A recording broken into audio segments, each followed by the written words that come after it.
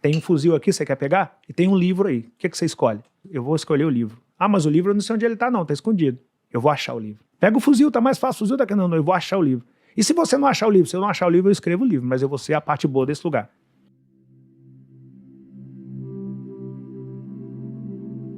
O não é dado pela postura que você tem. Você não precisa falar não com ninguém, sim com ninguém. A sua postura fala por si só. Então eu cresci ou em bairro carente, que sempre teve tráfico, ou em grandes periferias, que sempre... Não, em qualquer lugar que eu tenha morado, eu cresci, ou eu era o bairro carente do lugar, seja quando eu nasci em Minas, quando eu morei em Belo Horizonte, ou quando eu mudei para o Rio. Ou era a periferia desse lugar. No Rio chama comunidade. Ninguém nunca me ofereceu um fuzil, ninguém nunca me ofereceu droga, ninguém nunca me chamou para ser parte do tráfico. Pela minha postura. A sua postura determina como as pessoas vão chegar até você e com que tipo de abordagem elas vão chegar até você. E eu sempre fui criado por um cara que é meu pai, Velho Roxo, que eu sou muito grato a ele, que ele nos ensinou o básico do básico do básico, mas dentro desse básico ele nos ensinou a ter postura que a pessoa olhe para você e tenha coragem, ou olhe para você e não tenha coragem de te falar sobre determinados assuntos, sobre determinadas coisas. Então eu não precisei falar não pro fuzil. Eu não dei espaço para que ninguém me oferecesse um fuzil. Eu não precisei falar não para as drogas. Eu não dei espaço para que alguém me oferecesse drogas. Eu não precisei falar não para a prostituição. Eu não dei espaço para que ninguém chegasse perto de mim com a intenção de prostituição. É difícil pra caramba fazer isso pelo cenário que você está, mas não é impossível fazer isso. É possível. E o problema é que a galera vai se apegar ao ser difícil e aí vai. Por quê? A sedução visual da coisa é muito pesada.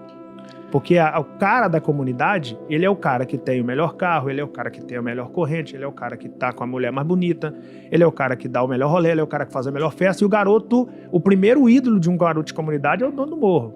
Para ele, ele fala, quando eu crescer, eu quero ser esse cara. Eu não tinha esse pensamento, que eu queria ser meu pai. Meu primeiro ídolo sempre foi meu pai. Pô, meu pai trabalhou pra caramba, meu pai sempre crê em Deus, meu pai leu a Bíblia desde criança, meu pai tem um amor inenarrável por minha mãe. Meu pai criou 5 filhos em comunidade, sem nenhum deles pegar em arma, sem nenhuma das minhas irmãs engravidar na adolescência. Eu falei, cara, eu quero ser esse cara quando eu crescer. Então eu não dei espaço para olhar para o externo e falar, eu quero ser aquele cara do fuzil. Eu queria ser meu pai. Mas na sua adolescência não teve aquela dúvida de tipo, pô, sei lá, você deve ter tido amigos que tipo faziam coisas erradas e tipo eles estavam bem, estavam com o tênis que você queria, com a roupa que você queria, e você fala assim, caramba, eu tô fazendo tudo certo, eu não tenho essas coisas. Não teve, tipo, aquele momento que você fala assim, cara, por que aquele cara que tá fazendo tudo errado, ele tá conseguindo usar o tênis da Nike que eu queria, tá usando a roupa que eu queria, e eu tô fazendo tudo certo e eu não tô conseguindo ainda usar tudo isso? Cara, eu acredito muito que Deus escolhe os dele e capacita os dele. Eu, baseado na vida que eu tenho, no ambiente que eu fui criado, no cenário que eu tive que enfrentar, eu não tenho a menor dúvida que eu sou um escolhido. Porque a mentalidade que eu desenvolvi naturalmente no lugar que eu nasci é muito difícil de ser desenvolvida. Eu não era seduzido pelo melhor tênis naquela época. Hoje eu tenho coleção de Jordan, eu adoro Jordan. Mas eu não era seduzido naquela época por ter o melhor tênis. Eu não era seduzido por ter a melhor camisa, eu não era seduzido por ter a namorada mais bonita, eu não era seduzido por aquilo. Eu era seduzido por aprender o máximo que eu podia com meu pai, porque a minha mãe adoeceu muito cedo e eu não dava para eu aprender com a minha mãe. E eu tinha medo de perder meu pai na adolescência. Eu falei, cara, eu tenho que aprender o máximo que eu puder com esse cara, porque se perder esse cara, eu tenho que conseguir girar minha engrenagem aqui. Então eu era muito espelho do meu pai. Fisicamente falando, eu pareço muito com meu pai, e eu sempre observava meu pai nas ações dele, que eu queria aprender com aquele cara.